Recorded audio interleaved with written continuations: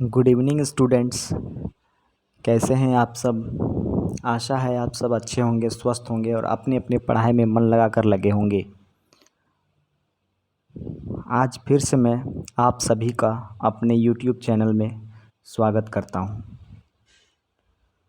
आज मैं आप लोगों के लिए फिर से एक बहुत ही बेहतरीन क्लास और बहुत ही यूज़फुल क्लास लेकर के आया हूं, जो राष्ट्रपति के बारे में है। स्वतंत्र भारत होने के बाद अब तक के जितने भी राष्ट्रपति बने हैं उनकी सूचियों के बारे में आज हम लोग डिस्कस करने जा रहे हैं। तो सबसे पहले हम लोग क्रम वाइज देखेंगे कितने अभी तक कितने राष्ट्रपति हमारे देश में हुए हैं, राष्ट्रपति के नाम क्या हैं, उनका जन्म काल क्या है। हम लोग यहाँ देख सकते हैं उनका जन्म, राष्ट्रपति का नाम हम लोग देखेंगे, जन्म काल देखेंगे, कार्यकाल देखेंगे, ठीक है। और वे किस पार्टी से जुड़े हुए हैं इसके बारे में देखेंगे, ठीक है। तो चलिए हम लोग आज का क्लास बिना समय गवाए स्टार्ट करते हैं। तो हम लोग देखेंगे सबसे पहले आज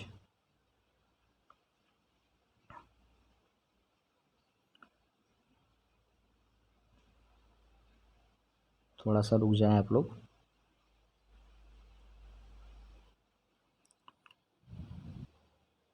चलिए स्टार्ट करते हैं। सबसे पहले जो हमारे देश के राष्ट्रपति हुए वे कौन हुए? डॉक्टर राजेंद्र प्रसाद। उनका जन्म हुआ था 1884 में और उनकी मृत्यु हो गई सन 1963 में, ठीक है। और उनका जो राष्ट्रपति का कार्यकाल रहा वो रहा 1950 से लेकर 1962 तक। सबसे लंबा कार्यकाल इन्हीं का रहा था। और ये भारतीय राष्ट्रीय कांग्रेस पार्टी से जुड़े हुए थे। किस पार्टी से जुड़े हुए थे? तो भारतीय राष्ट्रीय कांग्रेस पार्टी से जुड़े हुए थे। और इनका कार्यकाल कब से कब तक रहा? तो 1950 से लेकर 1962 तक रहा। इनका जन्म हुआ था 1884 में और इनकी मृत्यु कब हो गई थी? तो 1963 में इनकी मृत्यु हो गई थी, ठीक है। चलिए आगे देखते हैं हम लोग। दूसरे नंबर के जो राष्ट्रपति वे हुए डॉक्टर सर्वपल्ली राधाकृष्णन, ठीक है। इनका जन्म हुआ 1888 में और इनकी मृत्यु हो गई 1975 में। इनका जो राष्ट्रपति का कार्यकाल रहा वो रहा 1962 से लेकर 1967 तक। और ये स्वतंत्र थे, इंडिपेंडेंट थे, ये किसी पार्टी से नहीं थे। इन्होंने बिना किसी दल के स्वतंत्र रूप से चुनाव लड़ा था। आगे देखते हैं हम लोग तीसरे नंबर में कौन हुए? तो डॉक्टर जाकिर हुसैन तीसरे नंबर के राष्ट्रपति हुए और इनका जन्म हुआ 1897 में, मृत्यु हो गई 1969 में। और इनका जो कार्यकाल रहा राष्ट्रपति का वो रहा 1967 से लेकर 1969 तक। और ये भी स्वतंत्र रहे, स्वतंत्र किसी पार्टी से नहीं थे, ये इंडिपेंडेंट थे। आगे देखते हैं हम लोग वीवी गिरी। चौथे नंबर के जो राष्ट्रपति वे वीवी गिरी थे और इनका जन्म हुआ 1894 में और मृत्यु हो गई 1980 में। इनका जो कार्यकाल रहा वो रहा 1969 से लेकर 1974 तक। और ये भी स्वतंत्र थे, ये भी किसी पार्टी से नहीं थे। और इन्हीं के वक्त जब इलेक्शन हुआ था तो मत जो थे वो बराबर हो गए थे और दोबारा गिनती हुआ था और ये भारत के राष्ट्रपति चुने गए थे। सिर्फ इतिहास में एक ही बार हुआ है कि वोट को दोबारा गिना गया राष्ट्रपति के इलेक्शन में और उस वक्त राष्ट्रपति कौन बने? वीवी गिरी बने। चलिए देखते हैं आगे। पाँचवें नंबर के राष्ट्रपति हुए फ़खरुद्दीन अहमद। इनका जन्म हुआ 1905 में और मृत्यु हो गई 1977 में। इनका जो कार्यकाल रहा वो रहा 1974 से लेकर 1977 तक। और ये भारतीय राष्ट्रीय कांग्रेस से जुड़े हुए थे। किस पार्टी से? भारतीय राष्ट्रीय कांग्रेस से जुड़े हुए थे। और इनका जो कार्यकाल रहा वो रहा 1974 से 1977 तक, ठीक ना। चलिए ठीक है। अब हम लोग छठे नंबर के देखते हैं क्या है। नीलम संजीव रेड्डी। नीलम संजीव रेड्डी, इनका जन्म हुआ 1913 में, मृत्यु हो गई 1996 में, ठीक है। और इनका जो कार्यकाल था वो था 1977 से 1982 तक इनका राष्ट्रपति का कार्यकाल रहा। और ये जनता पार्टी से थे। किस पार्टी से? जनता पार्टी से। आगे देखते हैं हम लोग सातवें नंबर में कौन थे? तो ज्ञानी जेल सिंह। सातवें नंबर के जो राष्ट्रपति हुए वे ज्ञानी जेल सिंह थे। इनका जन्म 1916 में हुआ, इनकी मृत्यु 1994 में हो गई। इनका जो कार्यकाल रहा वो रहा 1982 से 1987 तक। और ये भारतीय राष्ट्रीय कांग्रेस के थे। किस पार्टी के थे? भारतीय राष्ट्रीय कांग्रेस के थे। और इनका कार्यकाल रहा 1982 से 1987 तक। आगे देखते हैं 8वें नंबर में कौन थे, तो रामास्वामी वेंकटरमन। इनका जन्म हुआ 1910 में, मृत्यु हो गई 2009 में। इनका कार्यकाल रहा 1987 से 1992 तक और ये भी भारतीय राष्ट्रीय कांग्रेस के थे। ठीक है, कार्यकाल को आप लोग याद रखेंगे।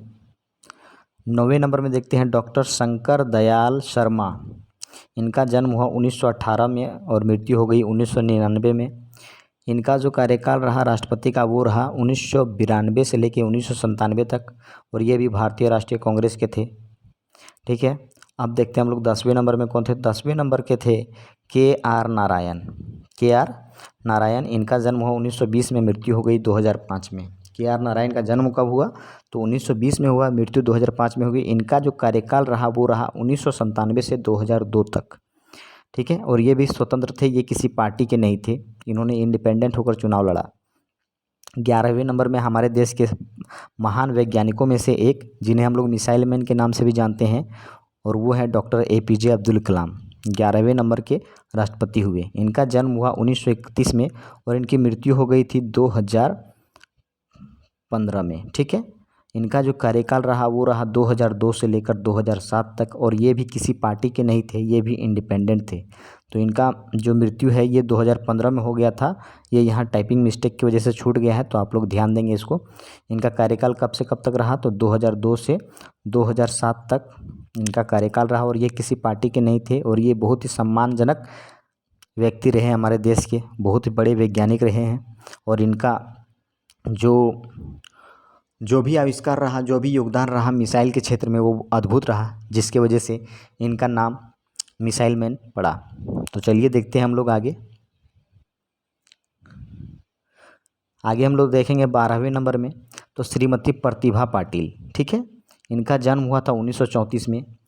और एक बात आप लोग याद रखेंगे कि हमारे देश के इतिहास में पहली बार सिर्फ एकमात्र महिला राष्ट्रपति अगर कोई बनी है तो यही बनी है श्रीमती प्रतिभा पाटिल। अगर आप लोगों को कॉम्पिटिटिव एग्जाम्स में एक ऑब्जेक्टिव क्वेश्चन आ सकता है कि पहली महिला राष्ट्रपति भारत की कौन बनी है, तो आप लोग क्या आंसर देंगे, तो प्रतिभा पाटिल जो है वो हमारे देश की पहली महिला राष्ट्रपति बनी है और इनका कार्यकाल रहा 2007 से 2012 तक और ये भारतीय राष्ट्रीय कांग्रेस की थी। किस पार्टी की थी, भारतीय राष्ट्रीय कांग्रेस की। ठीक ना, ये 12वें नंबर के राष्ट्रपति हुआ करती थी और हमारे देश की एकमात्र महिला राष्ट्रपति बनी है।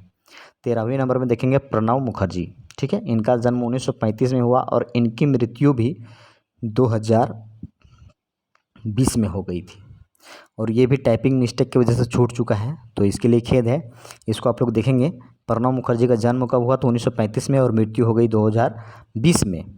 ठीक है, 2020 में इनकी मृत्यु हो गई और इनका जो कार्यकाल रहा वो रहा 2012 से लेकर 2017 तक। ये भी भारतीय राष्ट्रीय कांग्रेस के थे। ठीक है, और इनका भी योगदान हमारे देश में बहुत ही अच्छा रहा, बहुत ही अच्छा इन्होंने भी योगदान देकर हमारे देश को उन्नति की ओर लेके गए। तो अभी हम लोग वर्तमान में देखेंगे। अब वर्तमान में हमारे देश के जो राष्ट्रपति हैं वो कौन है, आप सभी लोगों को पता होगा, वो हैं रामनाथ कोविंद। ठीक है, और इनका जन्म हुआ 1945 में। 1945 है ये जो लाइन है ये कुछ नहीं है, ये थोड़ा सा टाइपिंग मिस्टेक की वजह से हो गया होगा। इनका जन्म हुआ है 1945 में। ठीक है, और ये 2017 में हमारे देश के राष्ट्रपति चुने गए हैं और अब तक हमारे देश के राष्ट्रपति बने हुए हैं और ये भी भारतीय जनता पार्टी से जुड़े हुए हैं और अभी इनका कार्यकाल चल रहा है। तो ये तो आप लोगों को पता ही होगा। तो चलिए, आज के लिए हम लोग का क्लास यहीं तक रहता है। आशा है कि आप लोगों को ये क्लास अच्छा लगा होगा। अगर आप लोगों को हमारा क्लास अच्छा लगा और इससे आप लोग कुछ सीख पाए हैं तो हमारे चैनल को सब्सक्राइब करें, लाइक करें, शेयर करें और कुछ दुविधा लगे तो कमेंट बॉक्स पे कमेंट कर सकते हैं ताकि मैं नेक्स्ट क्लास में और भी अच्छे से आप लोगों के लिए क्लास लेकर के आऊँ। तो इसमें हो सकता है, मुझे उम्मीद है कि जितने भी अब तक स्वतंत्र भारत के राष्ट्रपति हुए होंगे इस को लेकर सारी दुविधा आप लोगों की दूर हो गई होगी और जितना भी कन्फ्यूज़न होगा वो दूर हो गया होगा। तो ये टॉपिक भले ही छोटा है लेकिन बहुत ज़्यादा इम्पोर्टेंट है, क्योंकि पूछा भी जाता है कि अब तक भारत में कितने राष्ट्रपति हुए हैं। तो ये आप लोग आंसर दे सकते हैं कि अब तक कुल 14 राष्ट्रपति हमारे देश में हुए हैं। अभी जो रामनाथ कोविंद जी हैं ये 14वें राष्ट्रपति हैं। और एक बात आप लोग याद रखेंगे कि अगर क्वेश्चन ऐसा भी आता है कि हमारे देश में अब तक कितने प्रधानमंत्री बने हैं और नरेंद्र मोदी जी अभी कितनेवें प्रधानमंत्री हैं, तो 15वें। क्या बोलेंगे आप लोग? 15वें, ठीक है। और 14वें कौन है? तो रामनाथ कोविंद जी हैं। तो ठीक है, आज का क्लास हम लोग यहीं समाप्त करते हैं। आशा है कि आप लोगों को ये क्लास अच्छा लगा होगा। अगर अच्छा लगा तो लाइक करें, शेयर करें, कमेंट करें। और बहुत जल्द मैं आप लोगों के लिए दूसरी और क्लासेस लेकर के आऊँगा, जो आप लोगों के लिए एग्ज़ाम के पॉइंट ऑफ व्यू से, कॉम्पिटिटिव एग्ज़ाम्स के पॉइंट ऑफ व्यू से, जैसे रेलवे, एसएससी, सीजीएल, जेएसएससी, इन सब एग्ज़ाम में आप लोगों को हेल्प मिले और आप लोग एग्ज़ाम को अच्छे से पास करें और जॉब लें। तो चलिए ठीक है, आज का क्लास हम लोग यहीं समाप्त करते हैं। Thank you. आपका दिन शुभ हो। जय हिंद, जय भारत। Thank you.